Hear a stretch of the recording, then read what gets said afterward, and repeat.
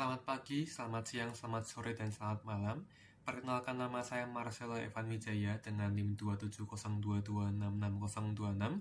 Dalam kesempatan kali ini saya akan menjelaskan Python notebook saya untuk mid-exam text mining. Langsung saja ke task pertama, yaitu mengumpulkan data. Saya memutuskan untuk mengumpulkan data review dari game Terraria, di mana game Terraria ini adalah game platformer 2D, 2 dimensi, yang sering disandingkan sebagai pesaingnya Minecraft. Nah, untuk mengumpulkan data dari review Terraria ini, saya menggunakan library Google Play Scraper. Selain itu, saya menggunakan library lain seperti Pandas, Matplotlib, Seaborn, dan Sys untuk keperluan lainnya. Nah, saya mengumpulkan data dari game review Terraria dengan app ID seperti ini sebanyak 1000. Data yang saya kumpulkan itu berbahasa Inggris dan disortirkan berdasarkan review terbaru atau newest reviews. Nah, lalu saya set filter score sama dengan none supaya tidak ada filter buat skor, sehingga semua data score rating seperti 1, 2, 3, 4, dan 5 masih bisa di scraping. Nah, setelah itu, data yang telah kita scraping kita konversi ke data frame menggunakan library Pandas. Setelah kita konversi ke data frame, kita save datasetnya ke file bernama terrariasreviews.csv. Kira-kira data yang telah kita kumpulkan bentuknya seperti ini. Untuk task 2 yaitu exploratory data analysis, hal yang pertama saya lakukan adalah cek distribusi untuk fitur target untuk model klasifikasinya nanti, yaitu score. Nah, seperti yang bisa kita lihat, data dari review score sendiri ini sangat didominasi oleh data dengan skor 5 ya, dengan jumlah 700 lebih dari 1000 data, yang berarti sekitar 70% lebih, sedangkan yang lainnya seperti skor 1 itu sekitar 10%, skor 2 sekitar 5%, skor 3 sekitar 4%, dan skor 4 sekitar 8-9%.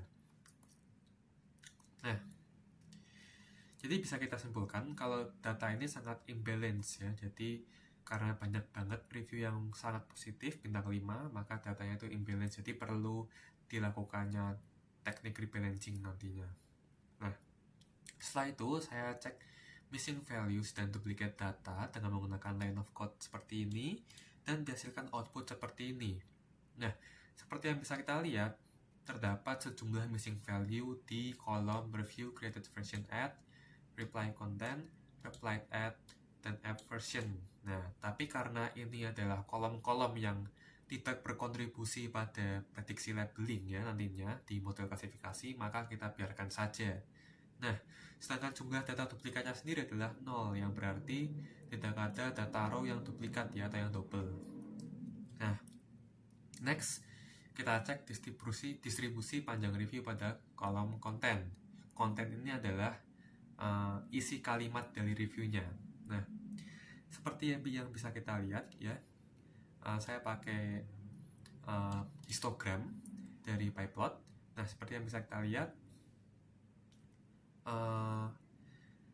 panjang kalimat review dari semua review itu didominasi oleh data-data yang berjumlah dari 1 sampai 20 kata, dengan data tertinggi ya yang sampai 200 data lebih ini di sekitar 1, mungkin dari 1 sampai mungkin 5 kata ini. Nah, lanjut kita cek buat frekuensi kata. Jadi kita ingin cek apa sih kata-kata yang sering muncul di dalam tiap-tiap kelas skornya.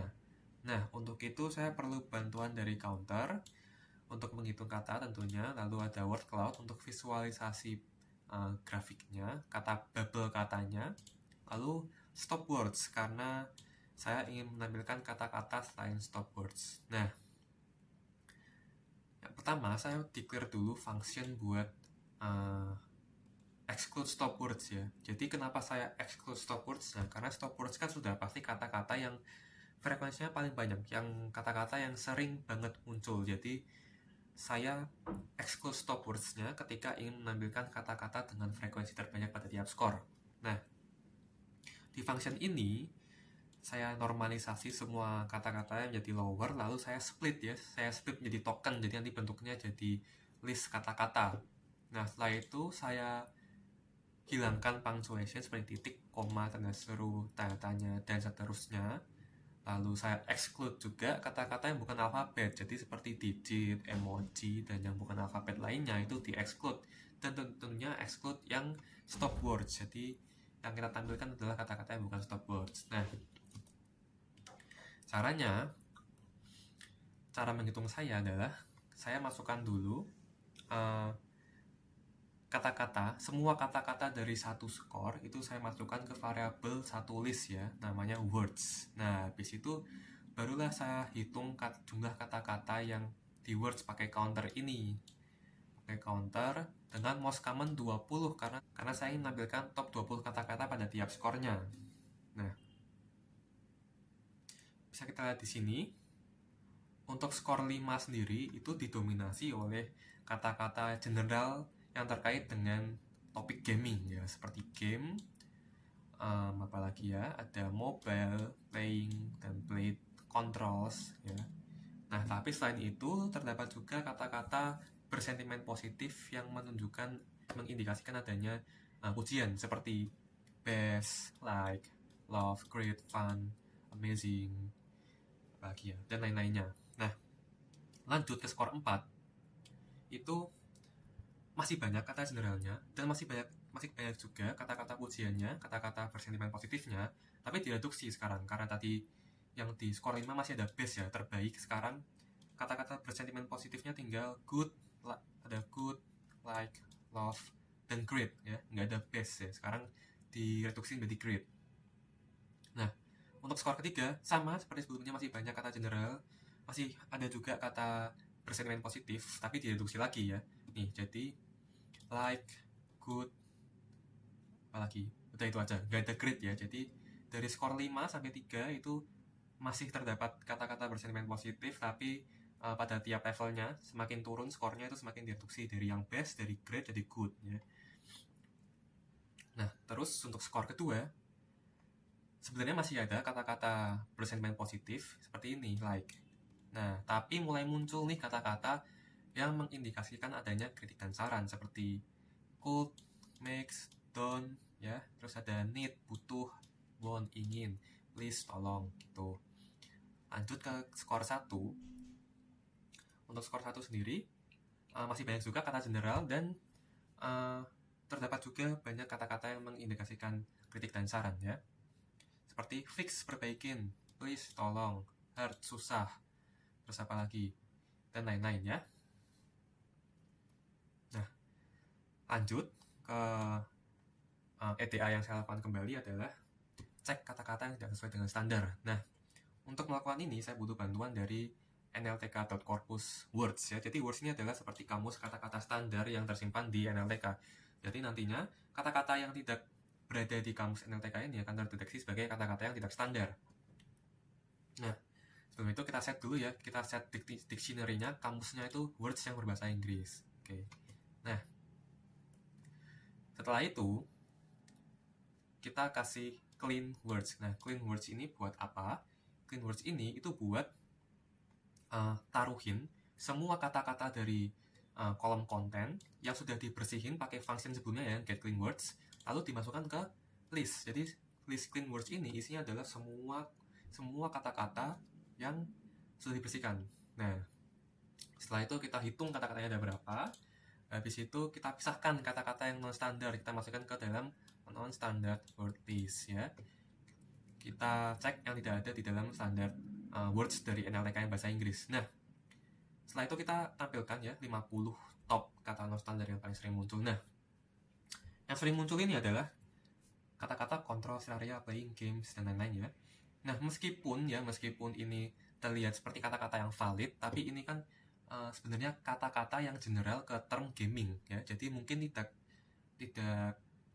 terdaftar di kamusnya NLTK. Nah, kata-kata yang general berkait dengan gaming seperti control, Terraria. Nih, Terraria ini nama gamenya sendiri. Playing games, played, PC, komputer, Minecraft ini game lain ya yang sering disandingkan dengan Terraria.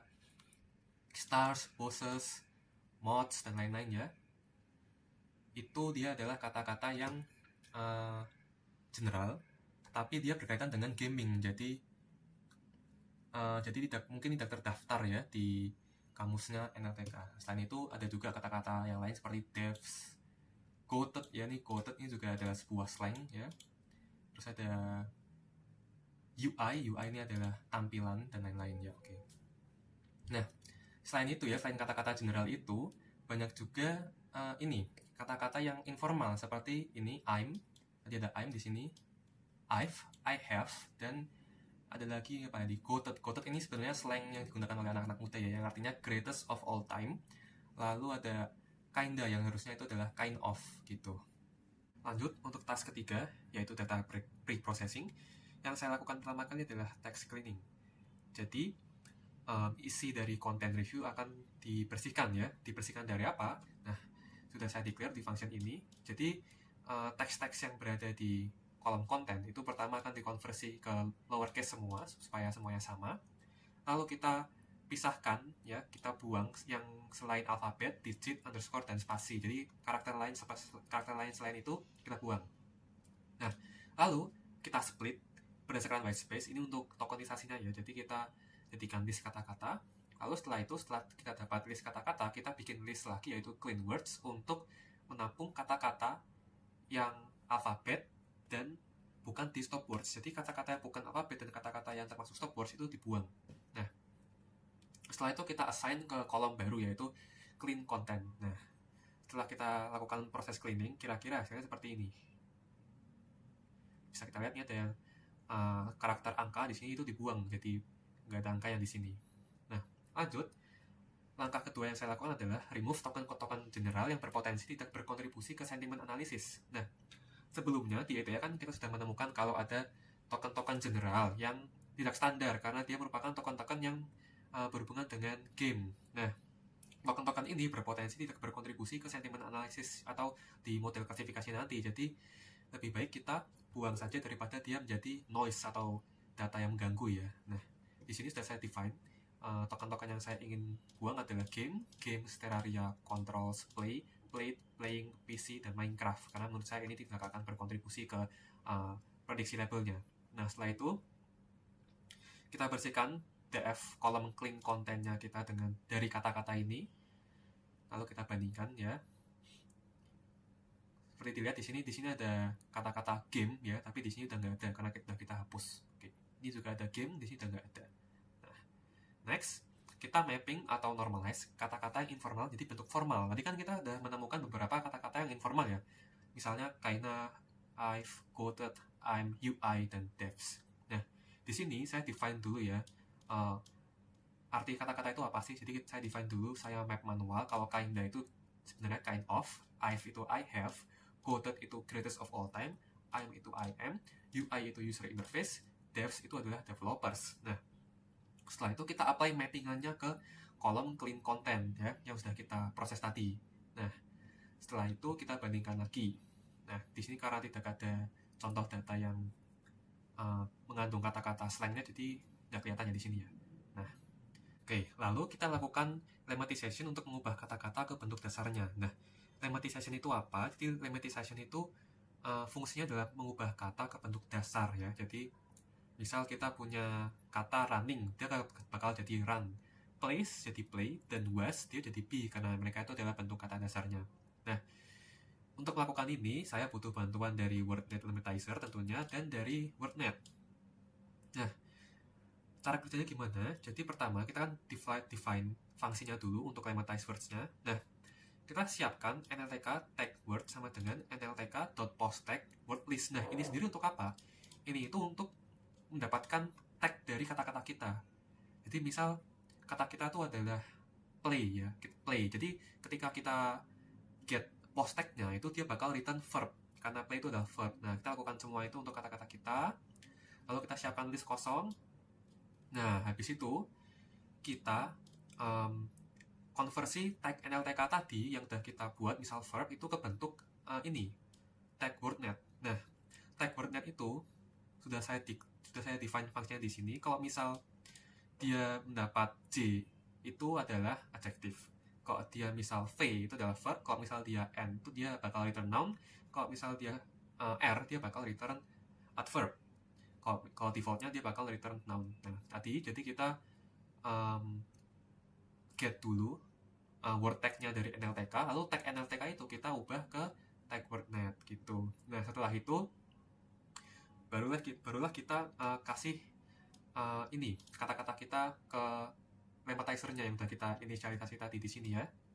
Nah, setelah itu kita masukkan lagi ke kolom df lemmatized content ya, ini kolom baru.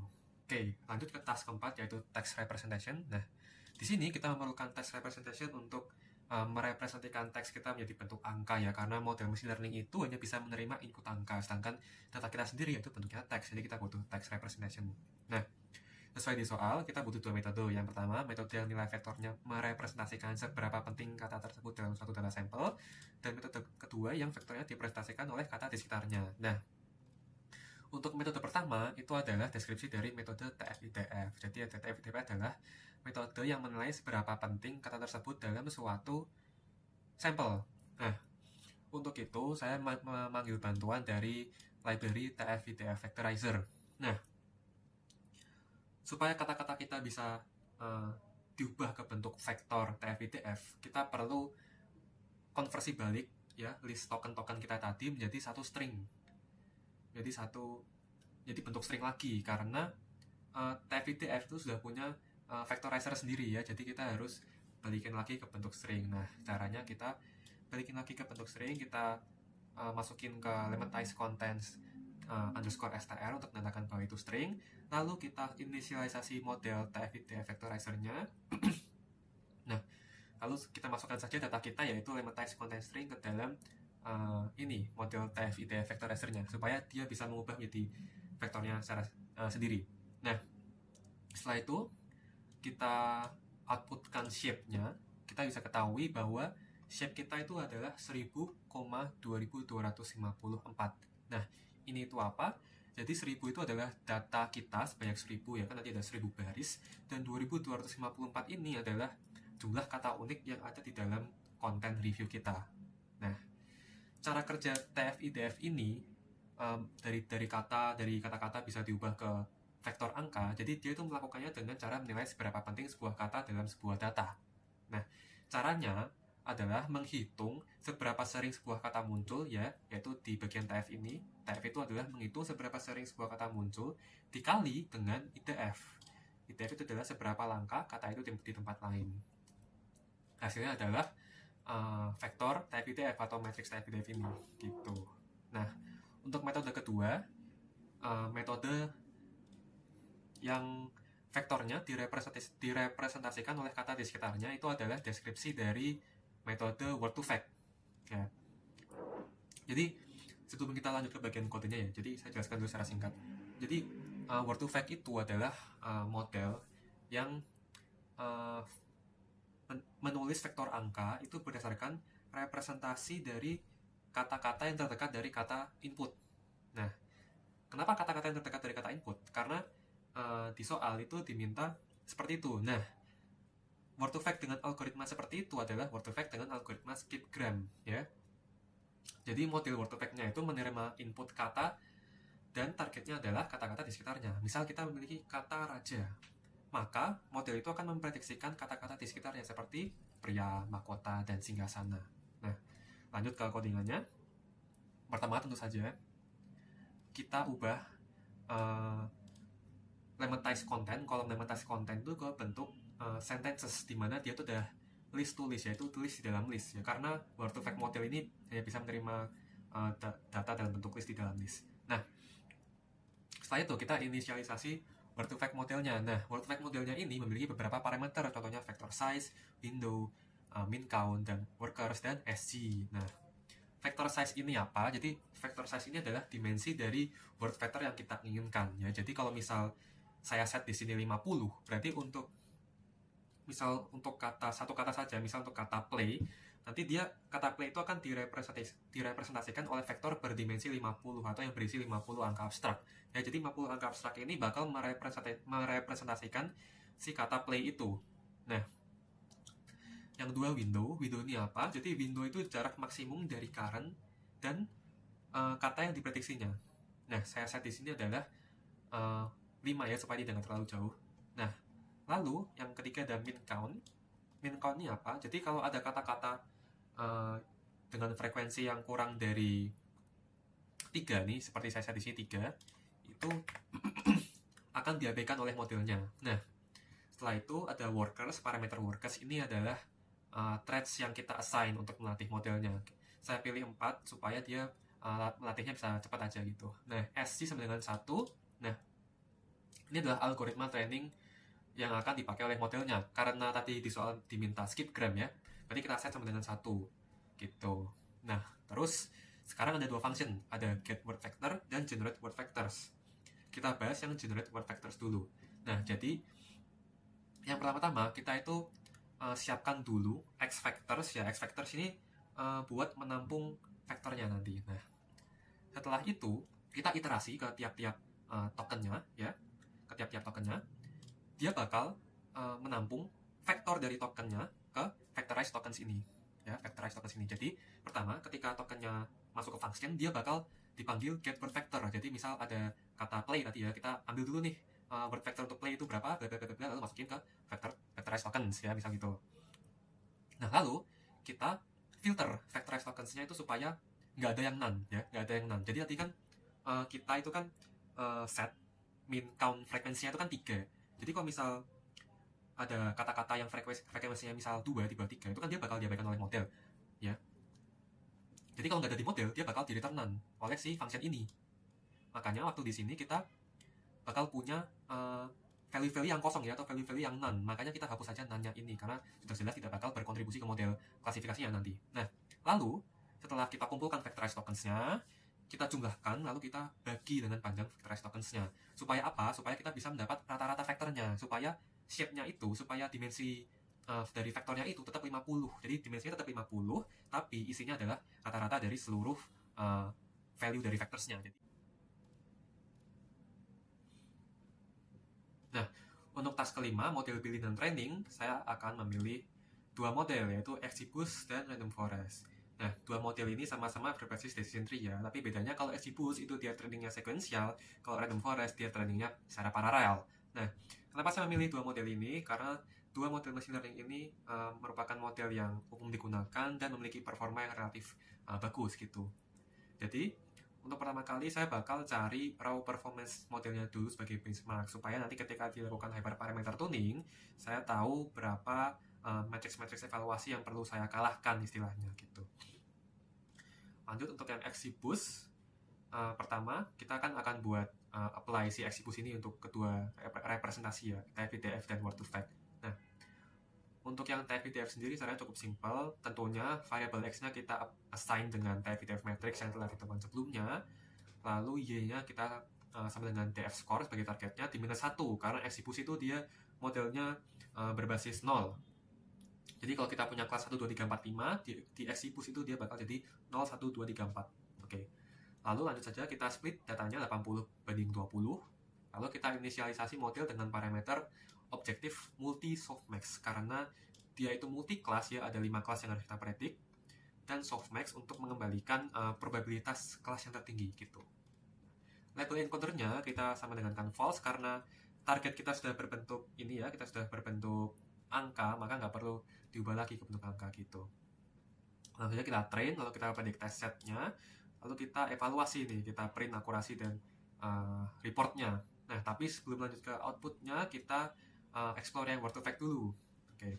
Nah, di word to fact ini assign variable X-nya cukup berbeda ya, karena untuk word to fact sendiri harus diubah ke bentuk array. Jadi kita pakai np.array dengan parameter generate word vectors yang sudah di-define sebelumnya, terus word to fact model yang sudah kita inisialisasi sebelumnya, dan vector size dari word to fact model itu sendiri. Nah, untuk Y-nya sama seperti yang TF-IDF ya. Sama, kita lakukan splitting 80/20, kita inisialisasi model dengan parameter yang sama supaya fair ya. Lalu kita train modelnya, kita predik, lalu kita evaluasi. Nah, hasilnya seperti ini. Jadi kedua metode TF-IDF dan word to fact itu sama-sama punya akurasi di sekitar 70% kan. Nah, ini adalah wajar. Kenapa wajar? Karena data kita itu seperti yang saya bilang tadi, yang skor 5 itu jumlahnya sudah 70% dari data kita itu sendiri.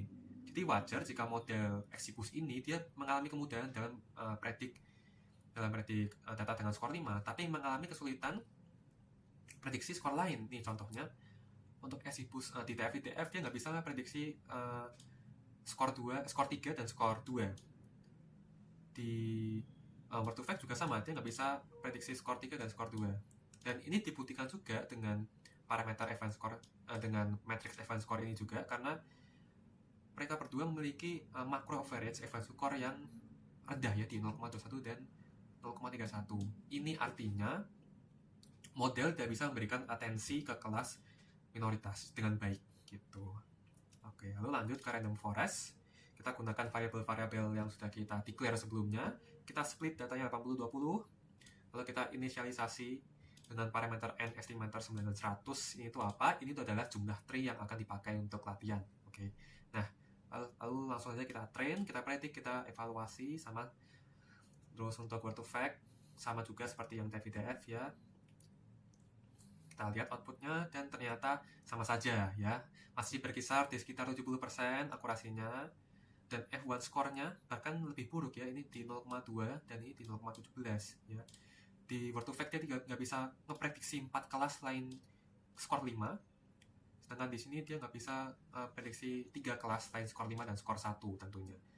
Nah, setelah kita lakukan training tadi ya dengan raw performance, kita kan bisa mengetahui dari output reportnya tadi bahwa modelnya itu tidak bisa memberikan atensi ke kelas minoritas, makanya diperlukan teknik rebalancing data nantinya. Nah, tapi sebelum kita rebalance datanya, kita perlu lakukan yang namanya hyperparameter tuning. Jadi sebisa mungkin ya kita dapatkan performa maksimalnya ini seberapa sebelum kita rebalancing gitu. Nah, untuk Exibus sendiri, parameter yang akan dituning adalah n estimators, max depth, dan learning rate ya. Untuk n estimator sendiri itu adalah jumlah tree yang akan dibangun ya tadi, seperti yang di random forest tadi. Lalu max depth itu adalah kedalaman maksimum tiap tree untuk mengontrol overfitting. Nah, learning rate ini adalah seberapa cepat model belajar dari teori kesalahan. Nah, sudah saya siapkan di sini. Ini adalah value-value yang umum digunakan dalam model ini ya, dalam parameter-parameter ini. Nah, setelah dilakukan trial and error ya, kedua metode text representation itu sama-sama menghasilkan evaluation matrix terbaik dengan menggunakan n estimators sama dengan 100, max test sama dengan 3, dan learning rate itu sama dengan 0,1 ya. Walaupun memang modelnya tidak jauh berkembang, tapi saya lihat di sini untuk TF-IDF dia sudah mulai bisa memprediksi ini, bisa prediksi 4 kelas nih untuk TF-IDF. Ada kelas 1, kelas 3, kelas 4, dan kelas 5. Walaupun yang Word2Vec masih sama, tapi dia ada perkembangan sedikit gitu.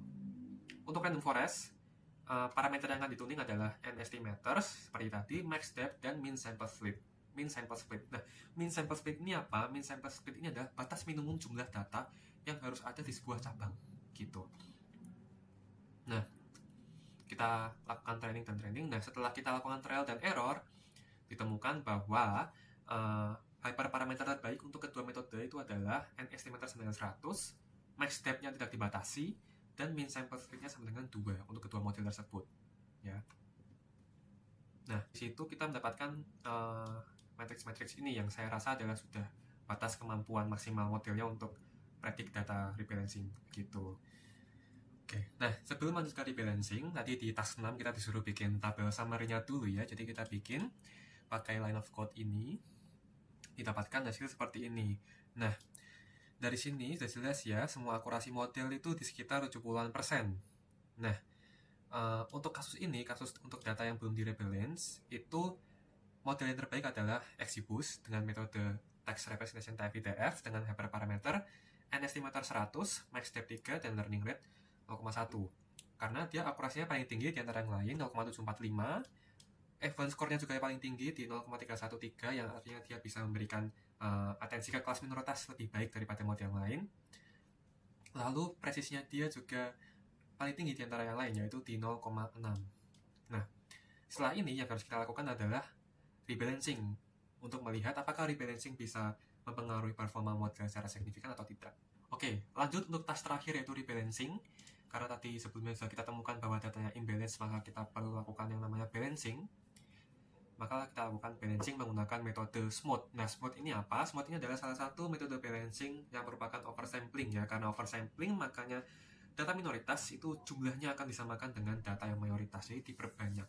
Nah, kenapa saya memilih smooth? Karena smooth ini oversampling yang tidak semerta-merta hanya copy dan paste datanya, tapi dia membuat data sintetis sendiri yang berdasarkan ada titik-titik di antara data minoritas. Jadi masih realistis ya. Untuk codingannya sendiri seperti ini, kita import smooth, kita set random state-nya sama dengan 42 seperti code cell sebelumnya. Lalu kita resample ya. Kita resample buat fitur-fitur X, Y untuk kedua metode typeDF dan word2vec. Lalu kita dapatkan datanya seperti ini. Jadi sebelumnya datanya ini yang kelas 5 ini 596, yang lainnya kecil sedikit. Sekarang menjadi 596 semua. Sama seperti yang word2vec, sekarang datanya menjadi 596 semua per kelasnya gitu. Lalu kita lakukan training ulang model dengan data yang telah diresample menggunakan model yang kita temukan tadi, yang sudah kita temukan base parameternya. Nah, karena prosesnya sama, kita langsung skip aja ke codingannya. Nah, terlihat ya di untuk model XGBoost ini, model XGBoost itu walaupun akurasinya menurun ya, tapi dia sekarang sudah bisa memberikan atensi ke kelas minoritas. Terbukti nih dari 5 kelas ya, dari 5 kelas dia sudah bisa memprediksi 4 kelas walaupun akurasinya dan recall, advance score, presisi dan lain masih rendah ya, tapi setidaknya dia berkembang dan sudah berkembang secara signifikan dari sebelumnya, soalnya dia sudah bisa memprediksi 4 kelas. Terbukti dari macro average advance score-nya dia menjadi 0,32 berkembang ya. Lalu untuk yang metode word2vec XGBoost-nya, dari yang sebelumnya dia cuma bisa prediksi mungkin 1 kelas atau 2 kelas, sekarang dia bisa prediksi semua kelas walaupun akurasinya emang rendah, tapi kita lihat macro average advance score-nya dia lebih tinggi di 0,32. Nah, untuk random forest sendiri bisa kita lihat juga modelnya berkembang, dia sudah mulai memberikan atensi ke kelas-kelas yang lebih rendah. Karena kita lihat tadi di random forest itu kan lebih parah dari XGBoost ya, dia lebih nggak bisa prediksi kelas-kelas minoritas.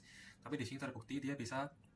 Nah, untuk metode typeDF dia bisa memprediksi 3 dari 5 kelas, dan yang word2vec dia bisa memprediksi 4 dari 5 kelas. Jadi berkembang secara signifikan ya.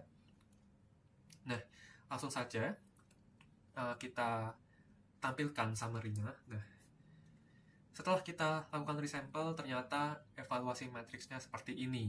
Nah, dari sini bisa kita simpulkan itu akurasi yang terbaik itu ini ya, random forest untuk metode typeDF dengan akurasi 0,745. Nah, tapi menurut saya ini bukan model yang terbaik.